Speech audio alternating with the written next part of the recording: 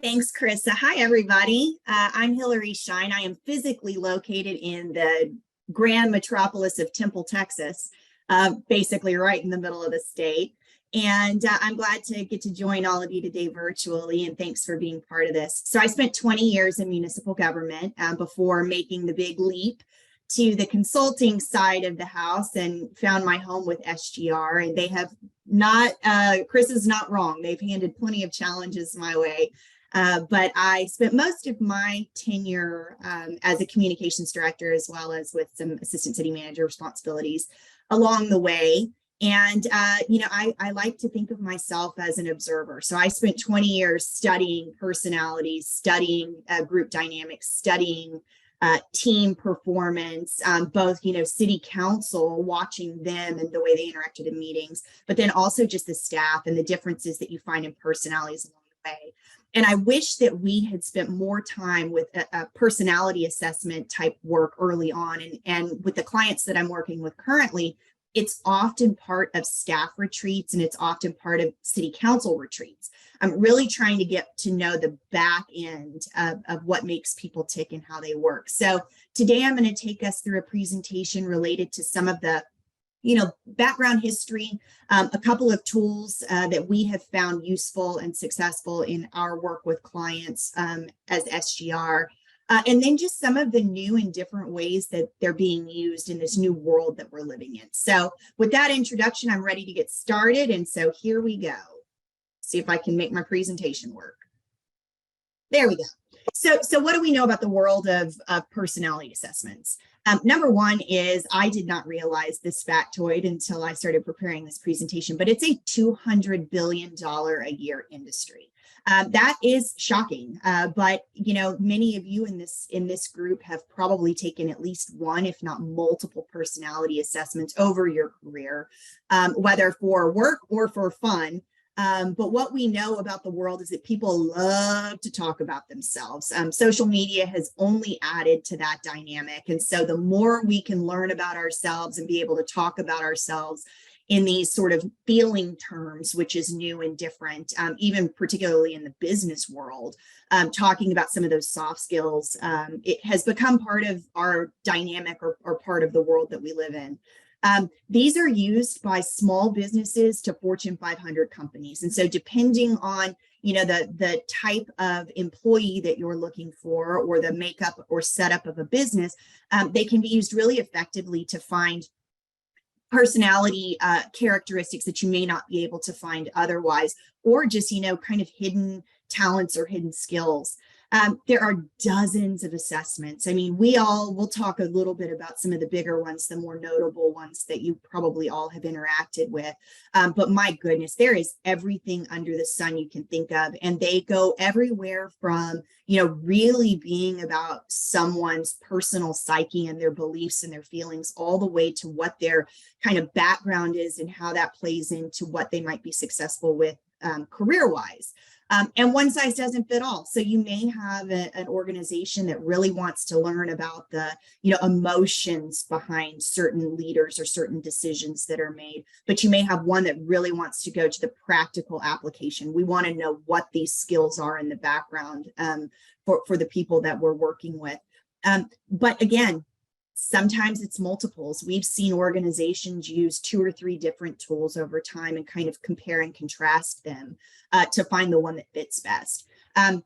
But we've also seen this $200 billion a year industry has taken a market uptick in this new normal that we're in, this world of interviewing virtually, working with people virtually, not being able to get those same kind of indications that you might have in a face-to-face interview or face-to-face interactions. So some of the personality traits and types and work styles and those kinds of things that you can't necessarily get from an application or from a resume, we're seeing these used in advance of hiring decisions so that we can gather as much information as possible prior to making those offers. So just background. I'm going to take you through a little historical learning in this, but But this goes back, personality assessments or the study of psychology goes back to 460 BC with Hippocrates. So he's considered the father of medicine. He's ancient Greece philosopher, but also became one of the first physicians, and you still hear Hippocratic oath. That comes from his background. But basically, he was the scientist who believed that disease came not from the curses of gods or bad luck or whatever the religious beliefs were back in those olden days, but that they actually came from natural causes. And so he went from this idea of we're just going to diagnose what it was to we're going to now give a prognosis, because he recognized that the science behind the mental part of disease could be just as powerful in some cases as just the scientific diagnosis. So he starts to move from this, physical only into this mental wellness as being part of the picture.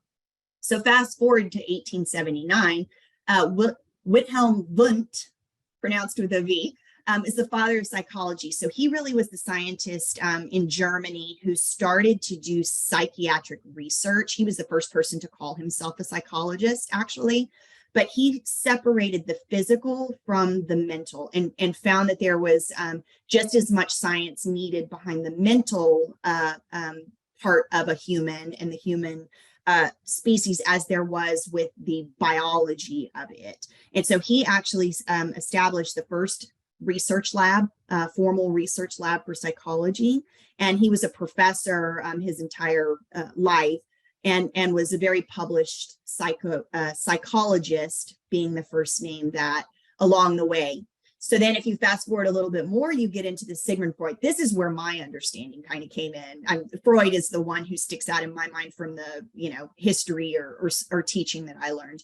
But he started to work through psychoanalysis. So beyond just the observation and diagnosis, he really wanted to see how it all pieced together, what all these traits were, conscious, subconscious, the things that people were saying or the things that were just observed. He was Austrian and became very famous for a lot of his published works, and then became very controversial as well in his career.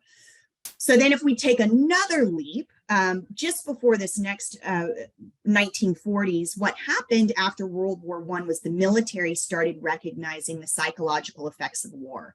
And so they started applying some psychological evaluations and techniques and personality assessments in those soldiers to see what their fitness for duty could be moving forward.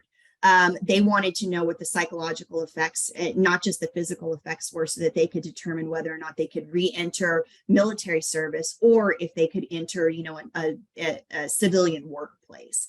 And so by the 1940s, we started seeing personality assessments in the workplace. So the first couple, and you've heard of these, were Myers-Briggs and DISC. And of course, they have evolved from there into modern day where you have everything under the sun. And so now it has become more commonplace. In 1940s, 50s, 60s, as the workplace developed in the way that it was, people came to work, sat in an office, worked in teams or individually. And now we're seeing in the modern day that people aren't working that way, or you have a lot more independence or separation in the workplace, particularly post-COVID. And so, using these assessments has become a new tool in the path forward for building successful teams or dynamic teams. Sorry, y'all. Technical difficulties. There we go. So how do we use them? You all probably are aware of these, but I'm seeing them used in 4 pretty specific ways. And so really looking at what can we learn about people that we can't see on a resume, we can't see in an application, we might not see in an interview, but recognizing that the dynamic of a team can be emboldened or it can be destroyed by adding the wrong fit or the right fit. And so how do we determine that without taking the big leap, without taking the big, judgment call that could end up good, could end up bad? So now we're seeing companies using these assessments in advance of these hiring decisions as an investment in the people that are already on the team, but also in the person coming in. And then to start diagnosing what additional skills might be needed, or what resources might be added or used in developing that employee once they are hired. So the very first thing is hiring, and we'll dive a little deeper in these, but what can I learn about a candidate that's not on an application, and whether or not they might complement a team? Promotion. If I'm moving this employee into a leadership role, does he or she have the qualities for success? You can have a person who's really successful in one role in the organization and you move them to the next level, and they may not have the appropriate skill set, though they may say they do, or you may have observed and think they do. What can you learn prior to making that move that you wouldn't have otherwise? Team building. What can I learn about me? What can I learn about you? And what can we learn about the team dynamics? So there are tools in all of these that will, not just give you the information about you and your personality type, but will compare and contrast that to another personality type. And then even, collate it all into, this is what the team looks like, and this is where you may have more chance for agreement or more chance for disagreement. And then now mediation. So misunderstanding one another is typically, and you all are in human resources, so I'm sure you recognize this, but it's misunderstanding, people not communicating well, leads to a lot of friction in the workplace and probably most of the things that you deal with. And so can we use these as tools to communicate more effectively? And so now let's take just a little deeper look at each of these parts of the equation. So, the world's changed. We all know that. Y'all know that probably better than anybody at this point, with the interviewing and hiring and all of those processes that you do. But virtual interviews, body language is 80% of communication. When you lose that, where are you able to fill in the gap? Are you able to somehow, sorry about that, are you able to somehow understand better what a person is thinking or feeling when you can't necessarily read it on their face or see their foot, twitching or their hands shaking? Or what are those things that we've lost now that we're having to do these virtual processes or interviews? You've got remote and hybrid work. Different skill set going to be necessary if you don't have an employee in your office every day that you can, see if they're at their desk or see if they're managing their calendar or have immediate access to. You may be looking for people who have better time management skills or have a better ability to work independently. What are those pieces that have changed in the dynamic of the new workplace? We're also seeing this big shift to hiring for soft skills. So you've heard the saying a million times, hire for attitude and train for skill, becoming more and more important in today's world. So yeah, there are certain occupations or certain jobs where you have to have a certain skill set, but now we're seeing this recognition of soft skills and the behavior, the attitude in a workplace and how that affects the actual dynamics of a team. Also recognizing that we need different types of people. If you have all dominant personality types on a team, you're probably going to have an issue because there's too many cooks in the kitchen. But, or if you have people who are very motivated to, have a checklist and check the box off, well, who in the background is going, whoa, let's think about it in this different way or this different context, or did you research this thing before you made that decision? But, the other thing is that now that personality assessments are so popular and they're everywhere, there's a new vernacular. So, for instance, you might see on a resume that my measured skills or strengths are these 5 things. Well, someone may have used StrengthsFinder and they think that what StrengthsFinder is, or, I'm a DI or an SC or whatever those are. You'll start to hear people using because it has become so commonplace today. So for promotion, okay, so I know you, but do I know you, right? So I know how you are in this role that you're in today, and I think you have the aptitude promote, or I think you've got, the experience level that I'm looking for. However, how many times have we taken someone who has the appropriate skill set and just made them a supervisor or a manager, and it has completely destroyed a team because perhaps that person doesn't have what they need to have when you move them into a supervisory role. But had you known more about them and their personality type, could you have given them some training, mentorship, something that would have given them a greater chance at success? Or did you know immediately that this person does not have what it takes with their personality style or leadership style as diagnosed by one of these tools, and realize that's probably not going to be the best fit on this team? Or, can I start training them up? When I'm training them for skills, can I also be training them with these leadership style or communication style or skills and soft skill types of trainings that might be offered over time, so that I can build them up into what I need in a leadership position versus just saying, oh, well, they've got the tenure, so let's put them up. The other thing you learn is hidden talents. So is someone like just a really gifted interpersonal communicator, but they're in a role where they don't get to use that, or they don't get to benefit the team with whatever that skill is? Do they have a leadership tendency, but they're not in a leadership role, but maybe we could build them up the steps to get them into that leadership role. Retention is such an important part of city government, particularly, or local government at this point, just trying to keep what you have, especially if they're good people, when they're being lured away with the promise of corporate America. But are there those things that you could be emboldening as they make that career path, and grow them into these higher level positions, so that there's a better chance that you might be able to retain them and keep them? Team balance. So again, if you've got all people at one level that are, say, dominant in their personality type, and you're going to put this person who's the conscientious on top of them, do they have the appropriate skill set to say no to the dominant personality types when it's necessary, and then to engage them where it makes sense?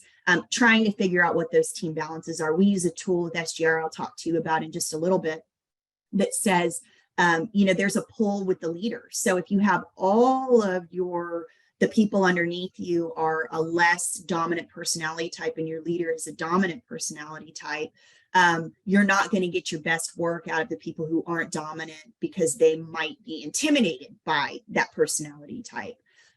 Or they may be, trying to please that personality type, and just giving them what they want rather than the full picture of the circumstance as it is. My husband's in real estate, and they use DISC analysis, for instance, before they hire anybody. They want to know if the person has the skill set to be a salesperson. There is an outgoing quality that you have to have, but you also have to have the set of skills that says, I can, be meticulous about writing a contract. So, depending on what the position is, and depending on what the team dynamic is, you may or may not be looking for a certain type of personality when you're filling a position or promoting into a position. And then again, if you promote someone and then you give them one of these types of assessments, maybe there's something that you find in there that says, hey, they could really use a mentor in this one particular area, or just overall. Or maybe they need to go through some sort of training, public speaking training, if they're a more introverted personality type, or what are those things that you could do that would give them a better chance at success? So in team building, there is no I in team. There are a lot of I's in team. You all know that. Everybody has their own unique take. They have their own unique desires. They have their own unique opinions. And so how do we help them understand beyond their own bounds of this is who I am and what I want, to start understanding this is who they are and what they need in order to be successful? So again, back to where we, kind of started, was people love to talk about themselves. Oh my goodness. Thank you, social media. I will say that one more time. That has really pushed it over the edge for me. Being a communicator, I can say that effectively.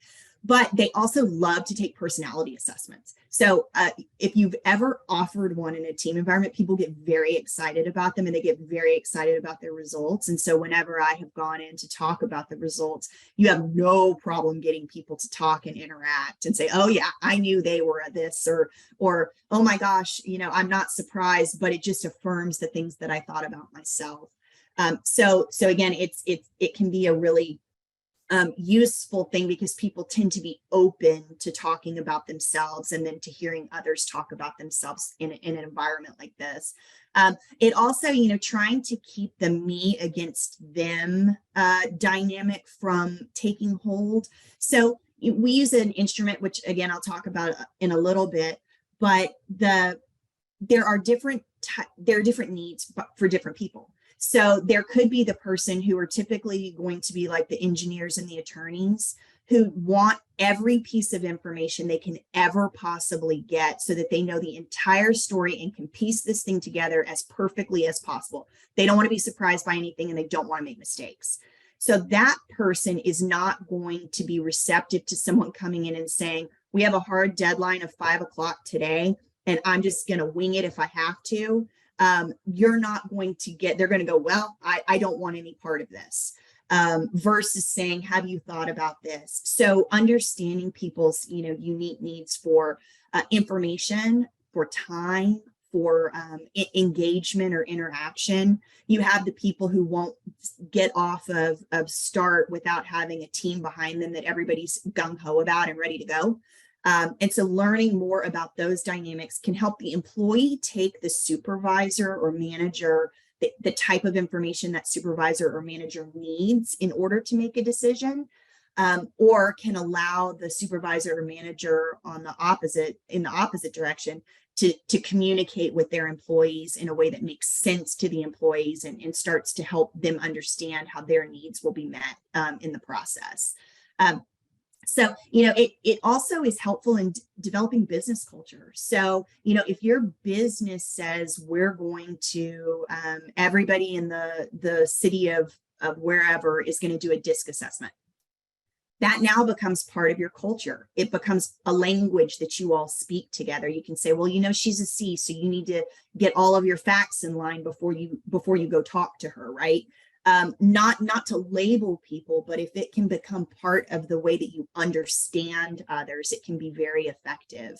And then, it's fun. It's fun to take personality assessments. It's fun to talk about them. It's fun to, say, oh, I always knew you were an I, you always have people around you, or whatever, the outcome is. But people, we've done all sorts of things where I actually will put a name badge on them and make them wear around all day what they are.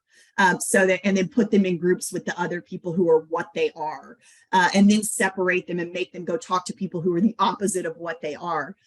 It can be a very fun and very dynamic environment, but it's also just a chance to get people to interact with each other who may or may not normally do so because they have different personality types.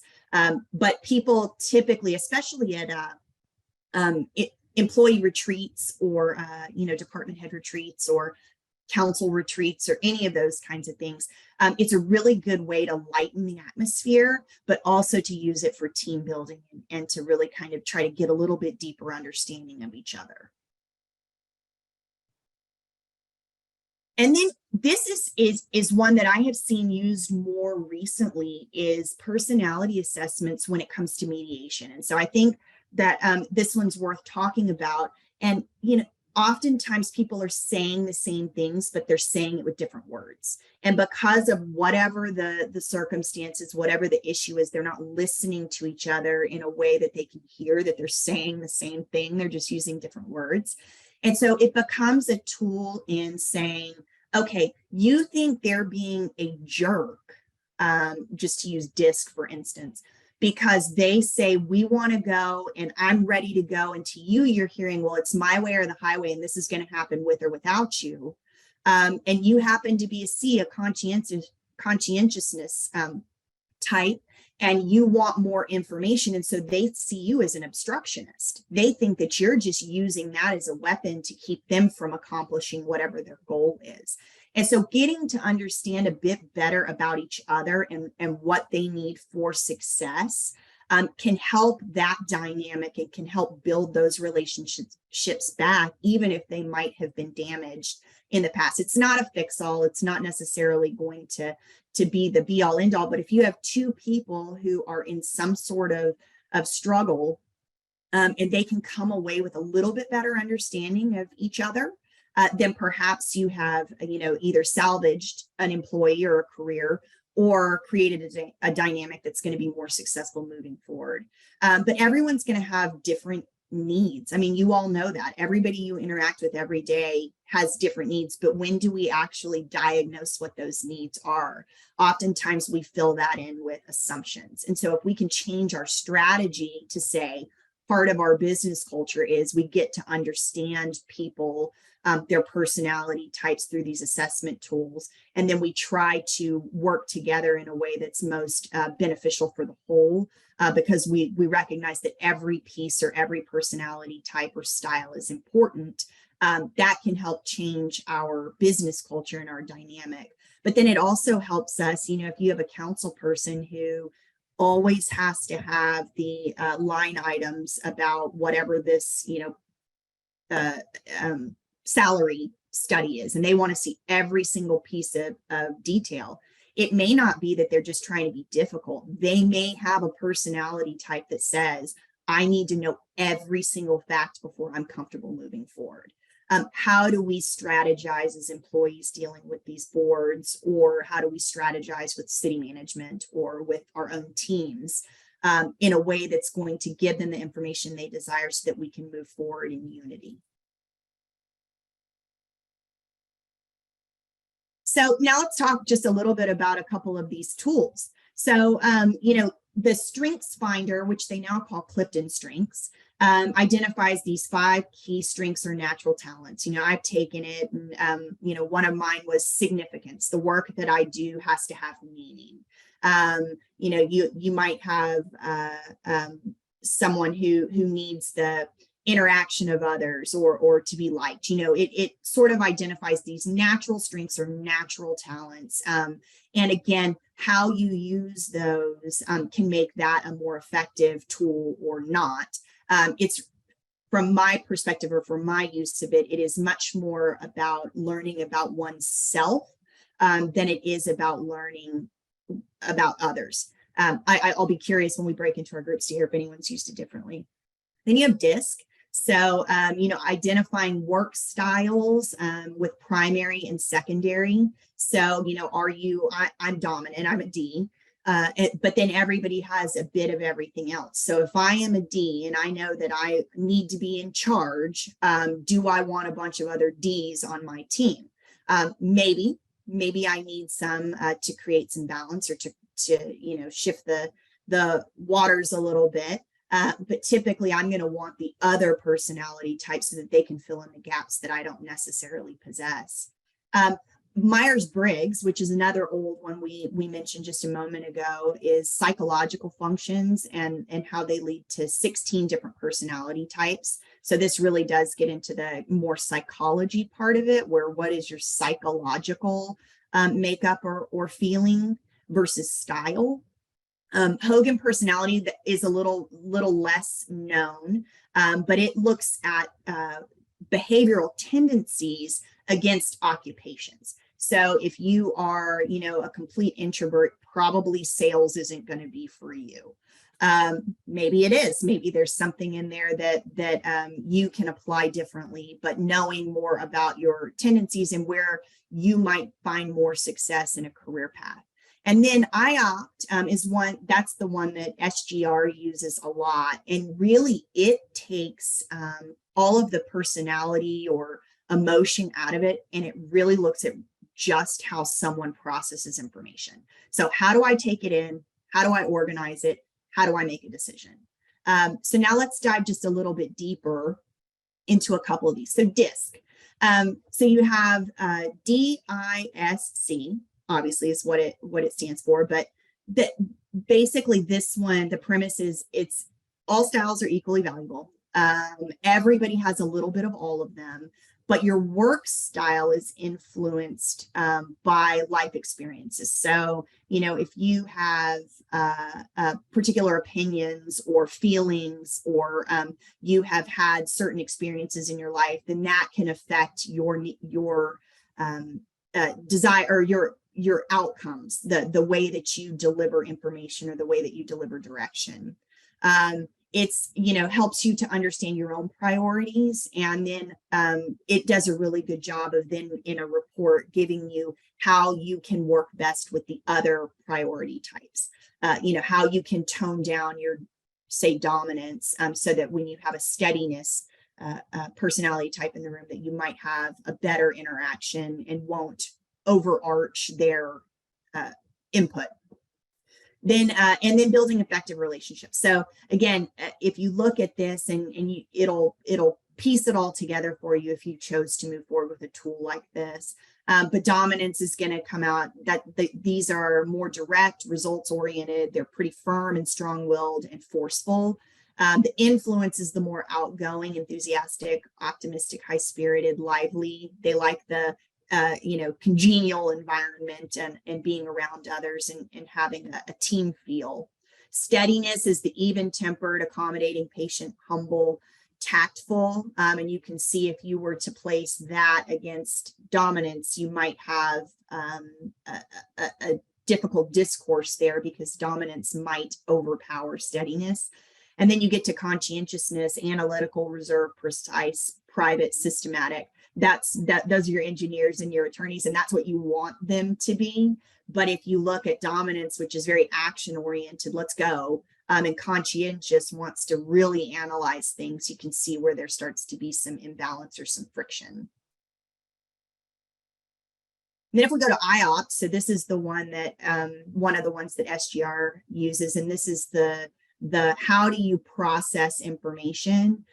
They categorize the reactive stimulator, logical processor, hypothetical analyzer, and relational innovator. And you can see how they're broken out, where reactive stimulator on the upper left, they like unconstrained input, they're spontaneous in their process, and they are very action oriented. So if you think about that, you might think, okay, that person could be destructive, meaning that they're going to leap before they think.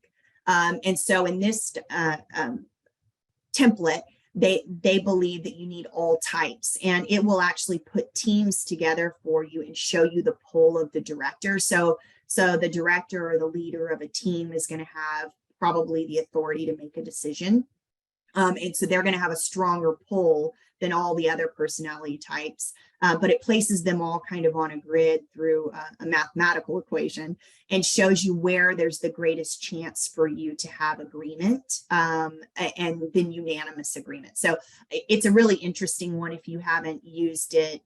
It actually, I like that it really looks at the way people process information. So if I am a logical processor and I like structured logical action, I can meet with the RS, the reactive stimulator, on the action part, but I am probably going to be more comfortable with the hypothetical analyzer because they like structured and logical input and processes. So again, another one that really looks at how teams interact with one another and understanding one another so that we can better deliver information to the team and better present information to the decision makers. So now we're going to take a few minutes and break out in groups. And these are the questions. I just want y'all to have some time to share if you are using an assessment tool and how you're using them. And then if you think that they have been value add or not, or if you're considering some others that some of your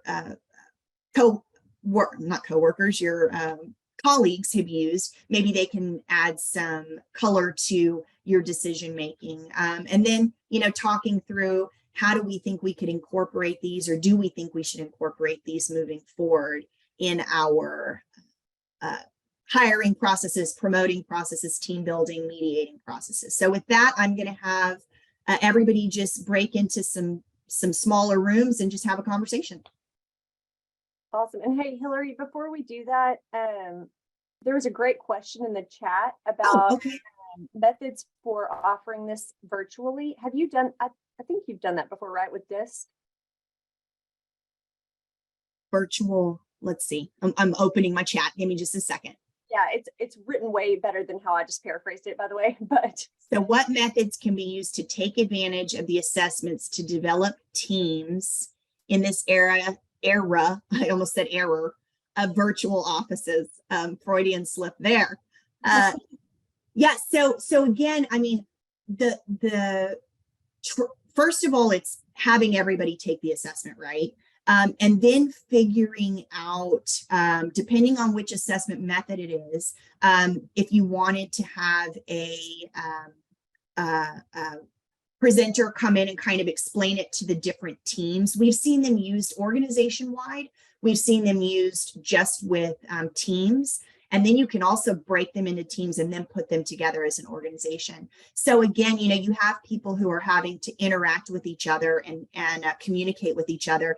And you all know, email leaves out tone or adds tone, and it is very difficult to understand what someone is saying in the background. So if I am this very direct person, and I mean no offense by it, I'm just all business, and I just type it out and it says, good, do this next, to someone who needs the interaction or the more touchy-feely, hi, happy Friday, glad you reached out. I think it's a great idea, and I'd love for you to move forward with it, is a very different tone, right, than the other. And so how do you figure out those groups of people who maybe need to get this kind of interaction, and again, having the conversation out loud after everyone has used the assessment tool is very useful. But the other thing is, you know, if you are going to be hiring someone new and you wanted to invest in doing this ahead of time, you want to be sure that you don't just have that person's results. You want to know what the team dynamic is, and then figure out from the team, you know, again, like I said, if they're all D personality types, bringing in another D may be successful for a little while, but long term, you're going to have too many people trying to be dominant or you know, trying to assert power. So, you know, I think that actually determining what team it is you're trying to develop, figuring out what the assessment tool is that you think might be most beneficial. And again, it could be IOPT. I'll just go back to that one easily, because it's about information processing. And when you're virtual, it's going to be much more about delivering and exchanging information than it is about I sit at a desk next to you. And so you know, if you click your gum, it drives me crazy. It's just a different environment. And so I do think that it can be a really effective tool, but you're going to want to bring those teams together in some sort of virtual world or meeting, so that everybody can learn about everybody rather than just here it is. Now assume what you already assumed about your counterparts. No, we need to put it in the fore. We need for everyone to be able to see the results of those, so that we can stop making those assumptions.